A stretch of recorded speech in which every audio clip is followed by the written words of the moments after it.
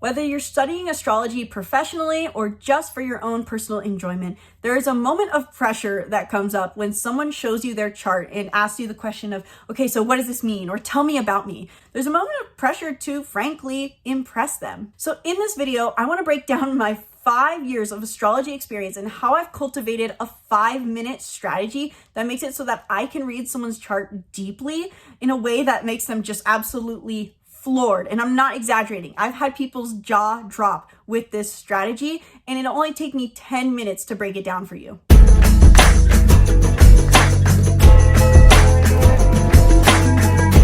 Hello and welcome back to the channel. My name's Isabelle, your spiritual rebel friend, and today I want to talk about my strategy for quickly reading people's birth charts in a way that helps me deeply understand them, but also gives them insight into themselves and, as a result, also for fun, leaves them a bit impressed or a little shocked. I will say that I have been using this strategy for a long time, and every time I do it, people give me this weird look and go, okay, that was weird. I wasn't into astrology. I kind of think you're just full of BS right now and you're just reading me as a person, but I'm also kind of intrigued. So I want to share my top hacks, my strategy that I'd use to get this result. And let me tell you, it's taken me a long time to get this point. So I'm going to try to break this down as simply as possible for you. But before I get any further, make sure you hit the link in the description below to book a reading where you can get your astrology questions answered, whether you're a beginner or advanced astrologer. Regardless of what you're interested in, if you're looking for solutions to your life problems using your chart, or if you're wanting to understand something about astrology better, you can book a reading in the link in the description below. And if you want to become your own astrologer and you want just clear, cohesive information, I have an astrology course, the Master Astrologer, in the link in the description below, where I teach you everything I've learned about astrology in as simple format as possible. So let's dive in. And if you're not wanting to watch this whole video, if you're on the go, if you don't want to have to listen through for all the information, here's a quick summary of all the planetary placements I look at and why, and what you can look at in people's charts quickly to impress them, to understand them, and just get a clear look at who they are and what their chart is truly saying. Now I'm going to try to gear this video towards people who may not feel very familiar with reading a birth chart in the first place. So if you open the birth chart wheel and you still feel overwhelmed, I'm going to try to break this down for you. And eventually I will have a video coming out that I will link in a card here that I'm totally going to forget to put. So if someone's going to eventually have to comment about it, and then I'll remember. But eventually I'll be putting up a video on how to read a birth chart 101. So a deeper dive into doing that. But I'm going to try to break this video down into simple form so that if you're not super confident in reading a birth chart, but you still want to be able to understand people and give them an interpretation, especially if you understand the placements, it's just hard to find on the wheel. Hopefully this video will help you. Really, when we're breaking down a chart and we're trying to understand what their birth chart is really saying, there's 3 C's that I like to remember that help me simplify what I'm looking at. The 3 C's are contrast, crazy imbalances, and conjunctions. When we're looking at someone's chart, we're looking for these 3 things. To break down the first point of contrast, the way I do this is usually by looking for their moon sign. And the reason this ties into contrast is to take into account their sun sign. Yes, the sun sign is something to note, but for the most part, it's not going to tell you much about someone other than how it's contrasting from their moon sign. The moon sign is the simplest way to make people feel understood and kind of a bit perplexed that you understand them on such a deep level, because our moon sign is our emotions, but it's also, simply put, the part of ourselves we keep closest to the heart. It's like our inner child. So if we understand someone's moon placement, they feel very seen, and they feel like this part of themselves that they're trying to keep protected is suddenly being brought to light, and that can be a little bit weird. So understanding someone's moon sign and how that contrasts from maybe their sun sign is going to be your first step you want to take when you're looking at someone's chart. That is the very first thing I do when I look at a chart. I go, what is this person's moon sign? So if you don't know how to find someone's moon sign, I'm going to put over the screen right now. Look for the moon symbol. The moon symbol is pretty straightforward. It's usually a gray crescent moon. Note first just the sign it's in. And yes, you're going to note the house in a second. But when I'm reading a chart, in this example, I'm using my friend's chart that I pulled a long time ago as a wedding gift for them. I noted that her moon in this case was in Capricorn. It's also, I'm noting though, in the 4th house. And if you know anything about astrology, and if you don't know this part, that's okay. You can still gather a lot just from the sign. But I know that the 4th house is the opposite natural house of Capricorn. So I'm noting that her moon is in Capricorn and how she also has a Taurus sun. So what this tells me is she's kind of naturally got this earthly energy to her, this grounded, stable energy. And talking to her and observing her, I can see that she's very much wants to make sure her appearance is very good and always look very beautiful. And she's very grounded, very stable, and has this sense of unshakable self-worth. But also I know that the moon in Capricorn has a bit of a feeling that they're never achieving enough. And so observing her, I can see that. And when I'm giving an interpretation, I can tell her that. That car, I feel like that just turned on, was really, really loud. But that is step one for contrast. Note the sun versus moon placement. And specifically, we're focusing on the moon placement.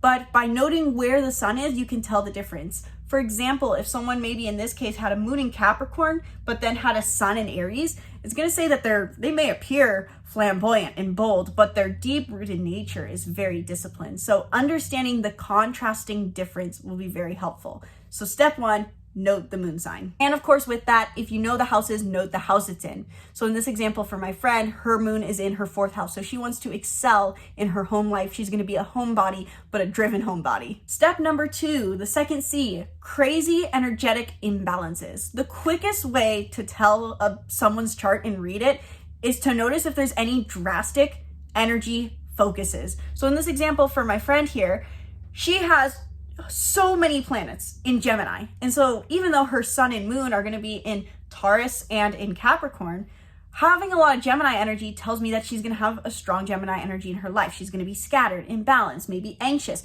overthinking, maybe hyper creative, hyper social. And for her, this is in her 9th house. So maybe she has a very big focus on a sense of purpose. But noting if there's any strong energy imbalances or energy poles in a chart is going to be the quickest way to read someone. Additionally, of course, to the moon sign.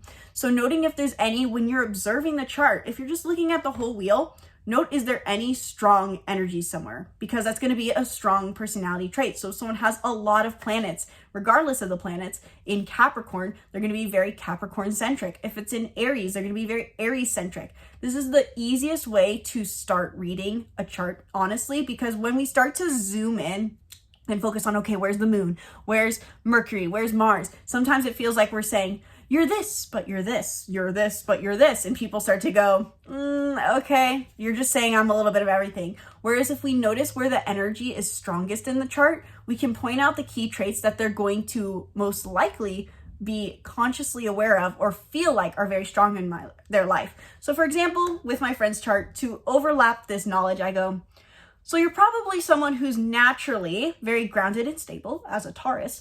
And at the same time, you feel like you put a lot of your pressure on yourself to succeed. And if you don't have clear goals that you're pursuing, you're going to feel frustrated because you have a moon in Capricorn. But at the same time, as much as you are generally grounded and stable and focused on material security and goals, you have this deep inner mental scatteredness and desire to learn that you feel like drives your entire being. You're always on the go mentally. You feel like you probably struggle with overthinking or anxiety, and you want to create and learn constantly because you have so much Gemini energy. Doing these simple steps really does help people feel understood and also gives us the clearest indication into what their dominant personality traits are going to be and what they're going to feel like they're aware of. So to recap again, step 1, find the moon sign. How's that different from their sun sign? And how does that help you put more strength into your interpretation of their moon sign? And number 2, is there any crazy energy signatures? Is there a lot of Gemini, a lot of Capricorn, a lot of Cancer energy? It doesn't matter what the planets are. What is the archetype? And how can you interpret this archetype? And if you know the houses, extra bonus, because you can say where in their life this shows up. Step number 3, conjunctions. One of the quickest things I notice when I pull a chart is is there any conjunctions in the chart? And the reason this is so important is because it can accentuate a personality trait. So for example, I had a client recently who had their moon sign conjunct Black Moon Lilith. And I'm going to get into Black Moon Lilith in a few minutes because that's also a great one to note. But if there's any crazy conjunctions in the chart, it's going to tell you that similar to having huge energy imbalances, as I said in our last point, it's going to show a personality trait, a signature. So for example, if I'm looking at my friend's chart here, I see that Pluto is conjunct her south node, which tells me she's probably someone who's trying to break her family karma, or she's trying to be different than her family, especially with having so much Gemini dominant energy. Or in another example, if someone had a moon conjunct their south node, or if they had a Mercury conjunct their Mars, or actually in the other example with my other friend, we can see that in this chart, hopefully I remember to put it up, that his Mercury and Sun are conjunct. That's going to tell me that this energy is going to be something he can identify more clearly. So when I read his chart, and I can remember the day I did this, I said to him, so you seem like a pretty diplomatic person. You try to be as peaceful and easygoing as possible, even though deep down you have some mental scatteredness and emotional volatility that is really wrapped up in how well you, or how much you overthink and how much mental anxiety you have. You need a lot of high stimulus, but you try to keep it just neutral. And he was like, yeah, that was creepy, because he has a conjunction between his Mercury and Sun. And the way you can tell a conjunction is if you're looking at a chart, are there any planets that are stacked on top of each other or right next to each other? So if we're looking at my friend's chart here, you can see that the Sun and Mercury are on top of each other, or even his North Node and his Moon are on top of each other. Or even in some ways, his Mars and his part of fortune are very close. So those are the 3 C's that I look for when it comes to reading a chart initially. What is the contrast between the Sun and the Moon? What is the crazy energy imbalance that may be present? Is there any strong energies? And is there any conjunctions? But there's also specific planets I look at that are kind of wrapped up into that. So if looking for those kind of interpretations are hard, there's 3 major planets that I consider, or points that I consider to be important in someone's chart that I also look at, which is, I said the Moon and the South and North Node, which I kind of consider just one aspect, because this tells me what is their natural tendency, their South Node, and what is their North Node, what is their highest path to growth, and where do they seem like they're at with that. So to find someone's North and South Node in their chart, you're going to be looking for usually horseshoe shapes, 2 horseshoe shapes, one upside down, one right side up.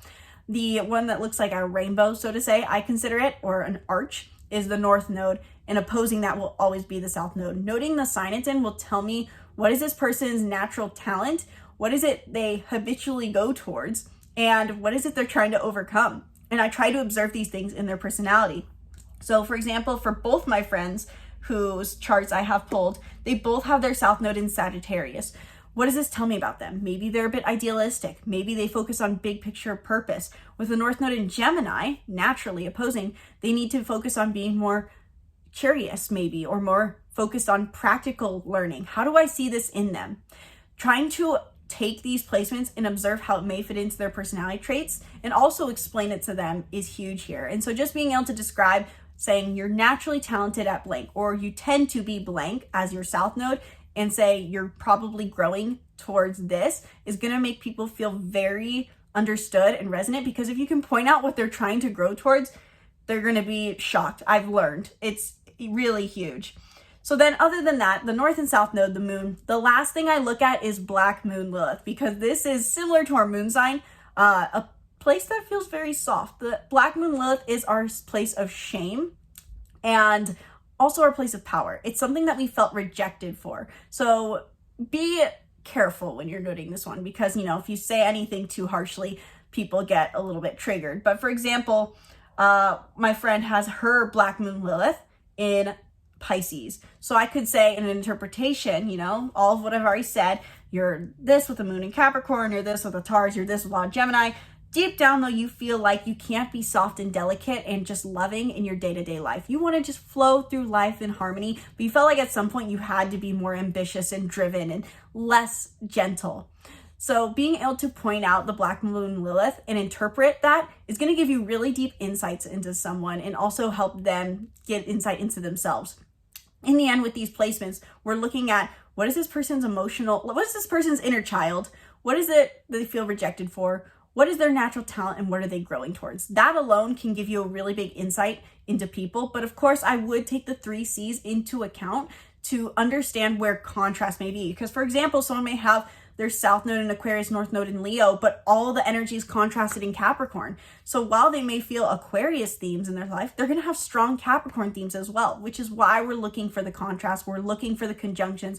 We're looking for crazy energy fixtures or focuses. So that is my personal step-by-step strategy on how I read people's birth chart fast. And if you can nail this, it literally takes me less than 5 minutes of reading the chart and talking to get this interpretation out. I seriously, with this strategy, probably spend 10 seconds looking at someone's chart. I go, okay, where's the moon? Where's the contrast? Where's the north and south node? Where's Lilith? How does this all play together? And within 20 seconds, I have an interpretation out on their entire personality that leaves people floored. So I encourage you to practice, try this out, try just a few pieces of this at a time. If anything, just look for the energy contrast first. Where is there the most placements and how does this influence their personality? Where does it maybe show up based off the house it's in? And let me know your thoughts in the comments below. Did this all make sense for you? Does this help you? What would you add personally to your own interpretation? Because in the end, this is just my way of doing it. This is my personal way that I've learned to interpret astrology that I like to, but I would love to hear your thoughts. How do you interpret someone's chart? What do you look for? What do you notice helps you? Let us know your thoughts in the comments below. And be sure to subscribe to the YouTube channel and stay tuned for more videos. If you're wanting to learn more on how to be your own astrologer, if you're looking for more tips like this, if you're wanting to deepen your astrology knowledge, be sure to check out my course, The Master Astrologer, in the link in the description below, where I teach you everything I've learned about astrology in a clear, cohesive fashion. You can get 50% off the course by commenting the words Master Astrologer in all caps in the comments below, and I'll send you information on how you can get half off the course. Link is in the description below to learn more. Be sure to book a reading if you want to learn more about your own chart. Thank you guys so much for watching this video. I sincerely hope you enjoyed. Once again, my name's Isabelle, and from my heart to yours, namaste.